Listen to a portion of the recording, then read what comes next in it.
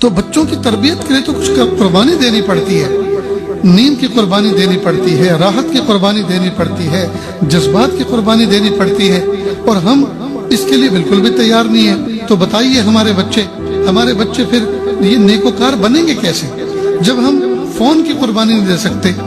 Phone کے اوپر لگے ہوئے ہیں، مست ہیں۔ بچہ اسکول سے آیا ہے، اس وقت اس کو چاہیے کہ ماں اس کو آگے چل کر اس کا استقبال کرے، اس کے سر پہ محبت کا ہاتھ پھرائے، اس کو سینے سے لگائے، جی اس کو پانی پیش کرے، اپنے قریب بٹھائے، اس کے حال چال پوچھے بیٹا آج کا دن کیسا گزرا، آج آپ کے استاذ نے کیا پڑھایا، آپ کے ٹیچر نے کیا پڑھایا، کوئی بات انہونی تو پیش نہیں آئی، کوئی ایسا حادثہ تو پیش نہیں آیا، کوئی ایسی بات تو پیش نہیں آئی، کسی نے کوئی گالی دی ہو، کوئی گندی بات کہی ہو، تاکہ ماں اس کی تلافی کر سکے۔ تو بچہ چاہتا ہے، وہ اٹینشن چاہتا ہے، وہ اس وقت حضوری چاہتا ہے، لیکن ماں کا حال یہ ہے کہ فون میں لگی ہوئی ہے۔ میری ماں بہنوں،